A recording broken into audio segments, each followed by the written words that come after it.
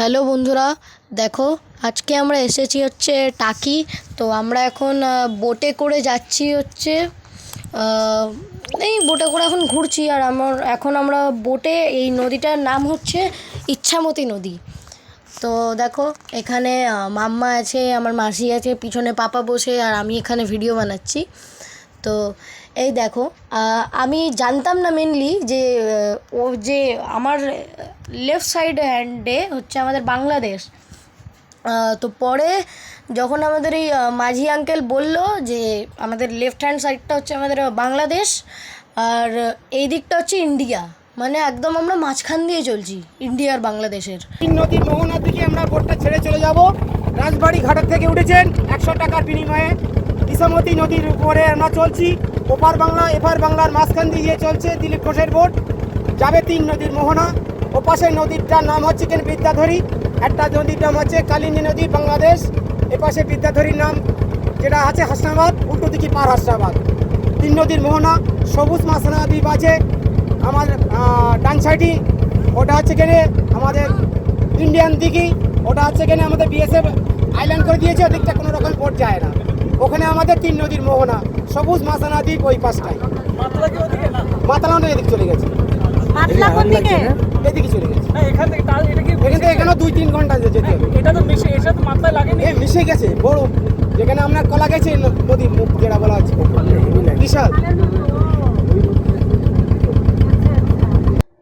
তো এইটা হচ্ছে দেখো, এটা হচ্ছে আমাদের বাংলাদেশ। আর আমার ক্যামেরার উল্টো দিকটা হচ্ছে ইন্ডিয়া। ওখানে দেখো বাংলাদেশের বর্ডার আছে, তারপরে ওখানে বাংলাদেশের ফ্ল্যাগ লাগানো আছে, মানে ওই বর্ডারে ওখানটায়। তারপরে দেখো ওখানে কত ছোটো ছোটো ঘর বাড়ি আছে, দাঁড়া আমি ছোটো ছোটো না, মেনলি ঘর বাড়িগুলো দেখাচ্ছি আমি জুম করে, কারণ আমরা অনেকটা দূরে আছি এই দিকটা একদম ইন্ডিয়ার। তো দেখো ওখানে গাড়ি, বাইক, স্কুটার এগুলো সব চলছে, আর ওখানে দেখো ঘর বাড়িগুলো জুম করে দেখা যাচ্ছে। আর এখন আই থিঙ্ক সো বাংলাদেশের ওখানে এখন আই থিঙ্ক সো ওদের রমজান মাস চলছে, তাই জন্য ওখানে একটা মেলা বসেছিল, ওখান দিয়ে ওদের ঘোরানোর জন্য ওখান দিয়েও বোট ছাড়ছে। তো ওখানটায় সবাই ঘুরছে সবাই। তারপরে ওখানে একটা ফরেস্ট আছে, আমার ঠিক নামটা মনে পড়ছে না, I think so mangrove forest, ওটাও বাংলাদেশের ওখানটায় পড়ে। এইটা হচ্ছে মানে বাংলাদেশের যেটা একটু এই সাইডটায়, আই থিঙ্ক সো ওটা আমি জানি না অতটা এই সাইডের কিছু বাংলাদেশটার, কারণ আমি ঘুরিনি, তো আমি খালি বাংলাদেশটার মানে বর্ডারের হালকা একটু কাজ দিয়ে আমাদের বোটটা ঘুরিয়ে এনেছিল, তো আমি অতটা বাংলাদেশের ব্যাপারে জানি না। তো বন্ধুরা, জায়গাটা আমার খুব ভাল লেগেছে। ওই দেখো ওখানে ছোটো ছোটো ঘরবাড়ি আছে, কত জায়গা আছে। তো তোমরা একবার টাকি ভিজিট করতে পারো, খুবই সুন্দর জায়গা। ওখানে অনেক কিছু ঘোরার জায়গা আছে, বাট আমাদের কাছে অতটা টাইম ছিল না বলে আমরা খালি তোমাদের বাংলাদেশের বর্ডার এইসব দেখেই আমরা বাড়ি চলে এসেছি। তো আমরা মেনলি এখন ইচ্ছামতি নদীর উপর দিয়ে যাচ্ছি। তো আর এখান দিয়ে হচ্ছে ওই দিকটা একটা আইল্যান্ড আছে, যেটা হচ্ছে বিএসএফ ক্যাম্প নিয়ে রেখেছে। ওখান দিয়ে বিএসএফ আর্মির বোট ছাড়ে, ওরা সব মানে আই থিঙ্ক সন্ধ্যেবেলা ওদের বোট চলে, ওরা সব মানে দেখে যে কোনো বর্ডারের কিছু প্রবলেম হচ্ছে কি না।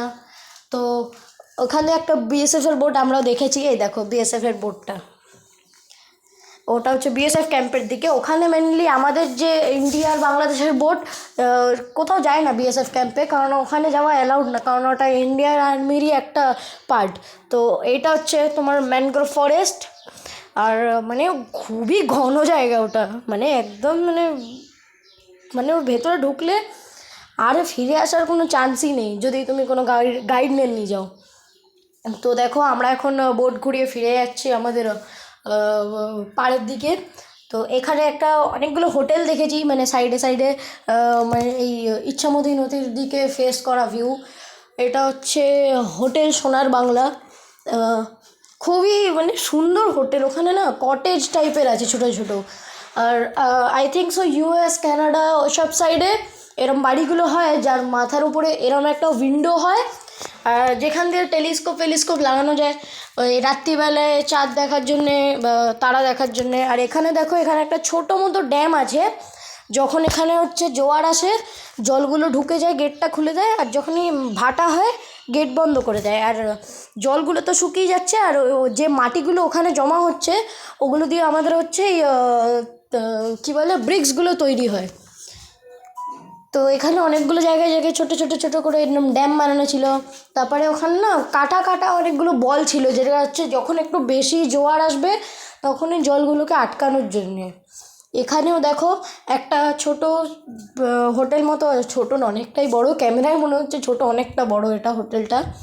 এটা তোমার পিকনিক স্পটের জন্য এখানে এটা করা হয়েছে। তারপরে দেখো ওখানে একটা আর্মি ম্যাম আছে দাঁড়িয়ে, আর salute to all of our armies যারা আমাদের প্রোটেক্ট করে। সো আর্মি ম্যাম আমাদের সবাইকে ওয়েভ করলো, হাই করলো। Aunty I think so army এখন ডিউটিতে আছে। সো একটা ছোট একটা জায়গা বানানো আছে যেখানে হচ্ছে সবাই গান নিয়ে দাঁড়িয়ে থাকে, রাত্রিবেলায় দেখে। সো এই হচ্ছে আজকের ভিডিও। তোমাদের ভালো লাগলে লাইক, শেয়ার, কমেন্ট, সাবস্ক্রাইব করো। বাই।